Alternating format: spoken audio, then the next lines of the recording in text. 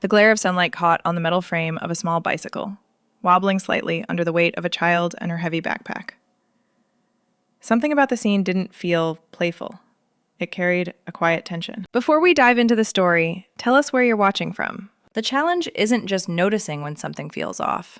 It's knowing how to respond without adding fear. Officer Jones understood this delicate balance when he chose to approach the girl on the bike. His way of stepping forward built trust instead of tension. That first impression was only the beginning, though.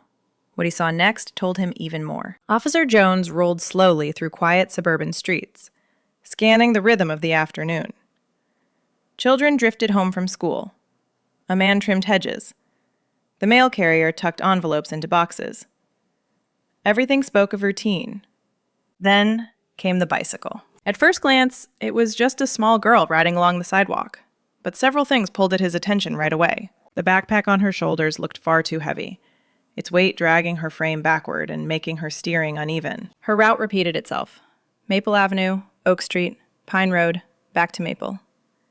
She circled the same loop 3 times, purposeful instead of playful. Her eyes never rested. Every few seconds, she looked over her shoulder with sharp, anxious glances, and her hands told their own story.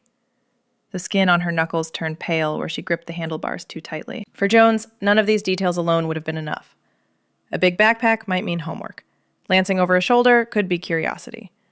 But together, these signs painted a picture that did not belong to an ordinary ride home from school. His training and years on patrol had taught him to look for clusters of small behaviors, the kind you only notice when you slow down and watch carefully. The girl's movements carried weight beyond the oversized bag she carried. There was intention in her circling. There was strain in her posture. Each clue felt like a thread being tied to another, forming a quiet pattern he recognized. Children in distress rarely announce it with words. Often their bodies reveal it in fragments.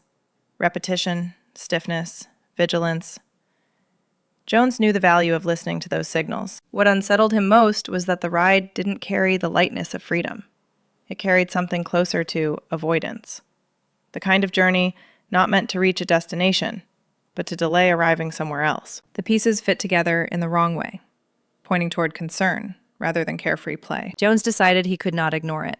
He would follow, giving her space but staying close enough to understand what she might be running from. How he chose to approach her now would matter, because when a child cannot speak their fears, their body often does. Reading the silent language of fear starts with watching movement more carefully than words.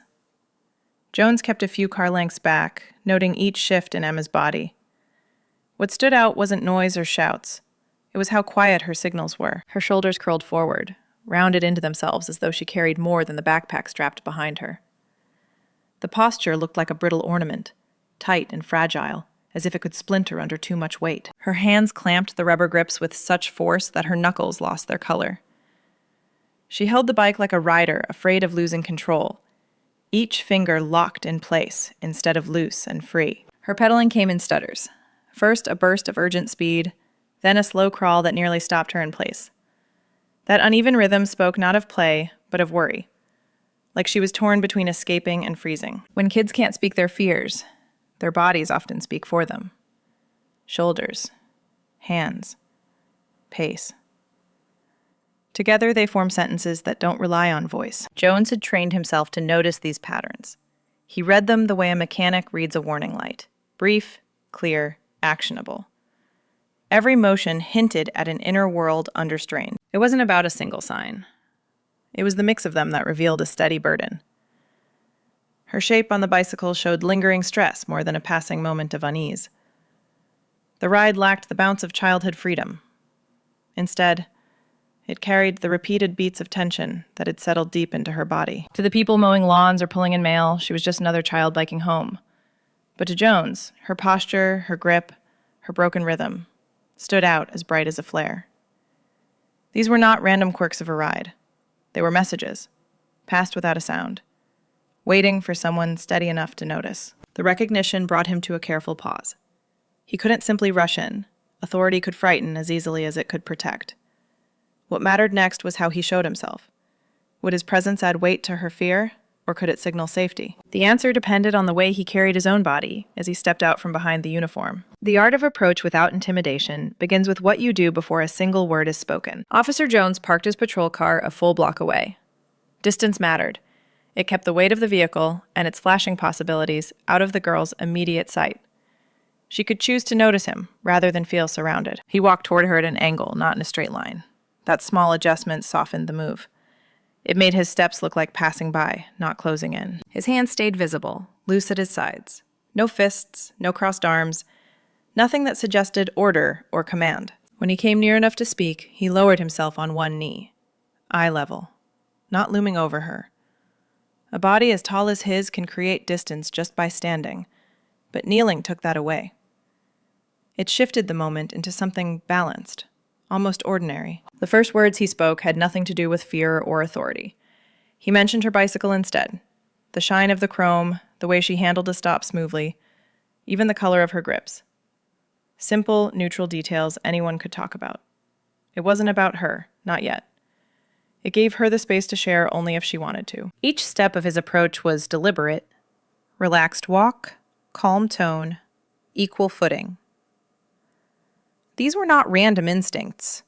They were tactics, drilled into officers who learned that de-escalation is often about subtracting pressure before it builds. For you and me, the lesson isn't about copying police procedure.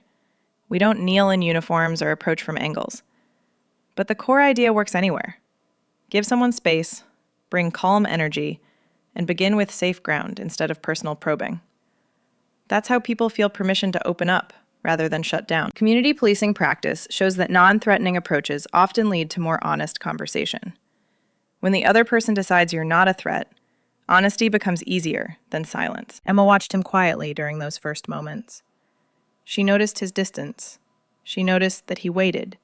She noticed that nothing about him hurried her. What she saw was not demand, but invitation. That made space for the next step. He had gained her attention without fear. But how would he hold on to trust once their words finally began? The next step was the conversation itself, the kind that builds bridges instead of walls. Words can either close someone off or open the door just a little wider. Jones chose the latter. He began with a neutral observation. "That's a good color blue on your bike," he said, his tone easy, casual. Then he added a simple detail. "My daughter has one almost that same color." A small personal note that showed he wasn't only a uniform. He was also a parent who understood little things like bikes and favorite shades. Next came gentle, open-ended questions. "I noticed you've been riding this route a few times today," he said. His voice stayed curious, not confrontational. Then he offered a window of similarity. "I sometimes take the long way home when I need thinking time." That rhythm let her hear her own actions mirrored without judgment. Emma looked down at her handlebars, hesitated, then murmured, "Yeah, keep going." Jones kept the thread simple. When she admitted, almost under her breath, "I feel kind of worried," he nodded solemnly. "Worried is a heavy feeling to carry around," he replied. "It makes sense you'd want to keep moving when you feel that way." He wasn't rushing toward answers. He was showing her that the feeling itself mattered. He practiced reflective listening, repeating her words in a new frame. When she said, "I don't really want to go home yet," he responded softly, "So right now doesn't feel like the right time to be at home." That restating made her realize he had truly heard her. If this part resonates with you, leave a comment. It helps others feel seen. His reply stayed grounded and validating. When she mentioned her parents fighting, Jones didn't press for details. He simply said, "That sounds really hard to listen to." When she said her stomach hurt, he answered, "Your body is telling you something important."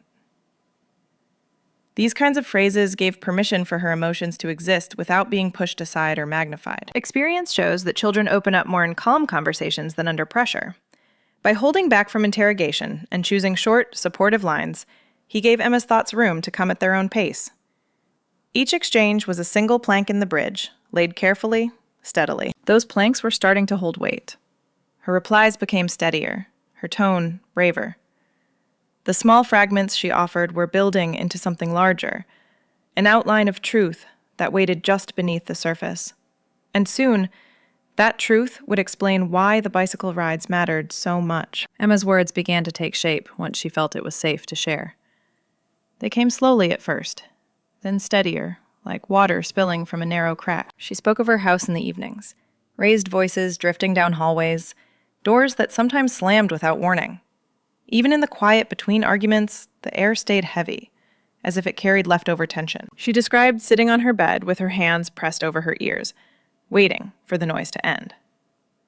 Her voice stayed calm, but her eyes never quite met his. The bicycle, she explained, became her escape. The backpack sat heavy across her shoulders, not with textbooks, but with the things she needed to stay away for a while.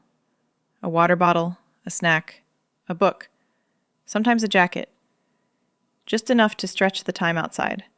Just enough to avoid going back too soon. What looked like an oversized school bag was actually her plan for keeping distance. The streets offered clearer air, steadier ground, the calm that her home didn't always hold. As the weeks went on, the pattern repeated itself. A loop around the neighborhood when voices grew sharper. Longer rides when arguments dragged late into the night. She admitted her stomach often hurt. Her chest felt tight. She wasn't trying to rebel. She wasn't breaking rules. She was trying to breathe. It's a common coping mechanism. Children sometimes stay away when home feels unsafe or overwhelming. In Emma's case, it wasn't direct harm that scared her. It was the atmosphere, the unpredictability of loud voices and slammed doors. That tension is enough to scare a child into finding safety elsewhere. Officer Jones understood this. What adults dismiss as just fighting can feel much larger to a child who has no control over it. He saw her rides not as disobedience, but as a small act of agency. A way to protect herself when the walls of her own house carried too much noise. For a moment, she searched his face, waiting for doubt. When instead she saw understanding, her shoulders softened.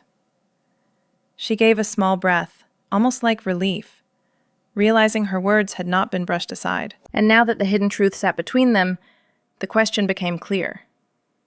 Once you know what burdens a child is carrying, what do you do next? From listening came the harder part, how to act without undoing the fragile trust that had formed. This meant moving carefully, step by step, with Emma included in each decision. First, Jones asked if she wanted to sit with him a little longer while they figured things out together.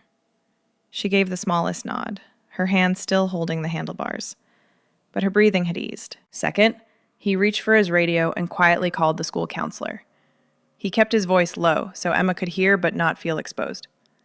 He asked her permission before sharing details, making sure she knew her privacy mattered. Third, with the counselor already familiar with her home situation, they compared what each had noticed. It wasn't about starting fresh. It was about connecting dots already there. Fourth, Jones turned to Emma. He asked if she felt okay going to her aunt's house for the evening, explaining that her aunt lived just blocks away and had offered support before. Emma agreed. Fifth, he called the aunt directly. Before he said a word, he checked with Emma again. Did she want this? When she nodded, he explained the situation to her aunt without blame or drama. The response was immediate. Yes, bring her. She'll have a calm place here tonight. This plan gave Emma agency within protection. Each step was explained to her before it happened.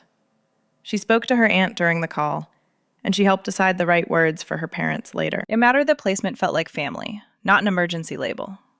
The aunt's involvement gave structure without shame, a safe pause in a tense cycle. Meanwhile, the counselor was linked to family support services, so follow-up care would continue beyond one evening. Emma's body began to reflect the shift. Her white knuckles grip softened at last. The rigid set of her shoulders eased. She allowed her gaze to lift from the sidewalk. When her aunt arrived, she stepped off the bike on her own. The hug was quiet, but it carried steadiness. For Emma, the weight wasn't just lifted from her backpack. It was lifted from her chest. She realized her story had not only been heard, but answered with action. And while that evening brought relief, its importance didn't end there. What happened next would shape how she viewed support and how she understood the role of trust in her future choices. The effect of what happened didn't stop with Emma's relief that evening. It created ripples that reached into the patterns of her daily life. This was the ripple effect of compassionate intervention. She began to see authority figures differently. The uniform was no longer something to avoid. It became part of a memory where help had been given gently, not forced. Teachers and counselors, too, felt less like judging eyes and more like steady hands she could turn toward. The real change showed itself a few weeks later. When her parents began to argue again, she didn't go straight for her bicycle. She called her aunt first. She shared what happened with her school counselor the next day. That was new. She was learning to use her voice instead of the road to manage fear. If this part resonates with you, leave a comment. It helps others feel seen. Her family also took steps forward. They began counseling sessions together. The meetings didn't erase conflict, but they gave it shape. Arguments had words instead of slammed doors. Frustration had safer channels instead of building pressure. Each session became like a release valve, helping the household feel less unpredictable. Through it all, Jones stayed connected in the background. He checked in with the school counselor from time to time, not as an enforcer, but as someone invested in Emma's progress. His presence stayed steady without overshadowing.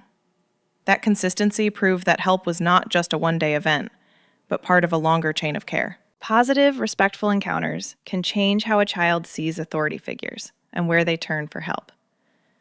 Emma's willingness to speak sooner, rather than hide, showed that shift clearly.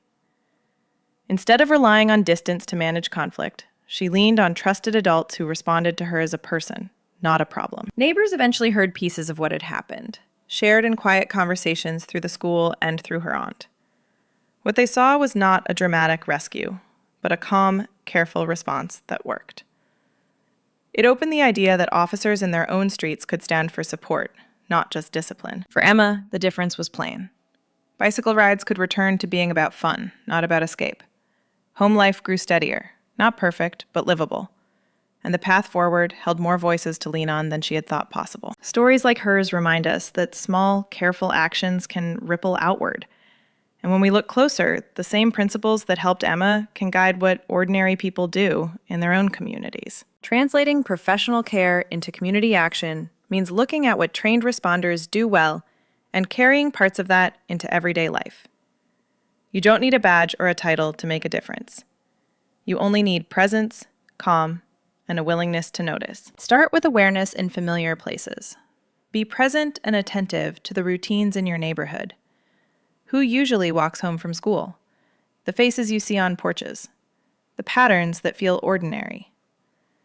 When something shifts, a child circling the block again and again, or a neighbor who suddenly seems anxious, take that as a gentle signal. Not a reason for suspicion, but a reason to stay open. Next, approach with calm curiosity. If you feel concern, don't confront. Instead, offer room for natural conversation. A word about the weather, a comment on a dog in the yard, a question about a nearby event, all carry less weight than direct probing. Keep body language loose, give space, and let your tone stay even. The goal isn't to press for explanation. It's to create a small opening where someone feels safe enough to speak if they choose. Then, lean on active listening. When someone shares, focus on understanding instead of jumping to answer. Nod to show you hear them. Hold their gaze just long enough for connection, and let pauses breathe. Simple phrases like, "It sounds like you're saying," or "What I hear is," can reflect back their words. That reflection often builds more trust than any follow-up question. Know your resources before you need them. Compile a short contact list of local supports: counseling offices, community centers, outreach programs, crisis lines. When the moment comes, you'll be ready to point toward something specific instead of offering vague reassurances. Strengthen the bridge by meeting local professionals. Attend open school nights. Introduce yourself to outreach workers when they speak at gatherings. Small handshakes and names remembered now make later calls easier and less uncertain. And always keep boundaries in mind. If you believe a child is in immediate danger, contact emergency services right away. If not, focus on presence and call on the professionals you've connected with. Offering steady attention and a warm tone can guide someone toward proper help without crossing lines you're not trained to carry. The effect doesn't come from surveillance or from taking on roles that don't belong to you. It comes from steady acts of awareness, calm approaches, and the knowledge of who to bring in when more help is needed. These steps rest on familiar instincts, the same inner signals that alert us when something feels out of place. What gives them power is learning why those instincts work as they do, and how steady response can make them more accurate. That understanding begins with the science behind subtle observation. The science behind subtle observation begins with something ordinary: how humans notice when the rhythm of their surroundings shifts. Our brains handle streams of small details automatically: the way shoulders settle, how a gaze moves, the pace of footsteps. Even before we put words to what we've seen, we register change. Training builds on that natural instinct. Officers, teachers, and caregivers practice noticing clusters of signals instead of latching on to one. A single glance over the shoulder or a heavy backpack might mean nothing, but when those signs stack together, they reveal a more reliable picture. When several small cues line up, they point towards something more than a random afternoon ride. This kind of awareness matters most when it happens quietly. People are more willing to share when they feel they're not under judgment. In Emma's case, it was not the questions that opened her up, but the way Jones carried himself. Hands visible, voice softened, movement steady. Safe posture built safe dialogue. Experience shows that children respond more to patience than to pressure. Raised voices, heavy authority, or direct commands often lead to silence. Gentle pacing, reflective listening, and room for control let the child decide what to reveal. That balance honors their sense of autonomy while still keeping them safe. Community practice adds another layer. Neighborhoods where officers and adults consistently act with empathy see stronger cooperation over time. When compassion is repeated, trust builds, and people learn to turn toward each other rather than pull away. There is also a psychological underpinning. Validation comes before problem solving. Once someone feels believed, new options become possible. Emma's willingness to consider her aunt's home and her counselor's role began only after Jones acknowledged her fear as real. That moment of recognition created ground strong enough to carry the next step. Training and experience show this approach balances instinct with careful observation. It blends what we already sense with skills that help sort true need from harmless variation. More importantly, it proves that the way we notice and respond matters as much as the action that follows. When you step back, this doesn't speak only to officers or professionals. It speaks to how ordinary moments of attention can change the tone of a street, a classroom, or a kitchen table. Careful noticing, carried with respect, alters what comes next for those around us. And that is where the story circles back, not just to Emma, but to the broader truth hidden in her experience. In the end, this story reminds us why small acts matter. A child felt seen because one adult paid attention. Safety grew out of gentle presence and simple listening. If you share, avoid naming children or revealing private details. Share in the comments if you've witnessed similar moments of everyday heroism in your own community. If you want more stories like this, subscribe so you don't miss the next one. And hold this image as you go. A small hand finally relaxing its grip on a bicycle handlebar.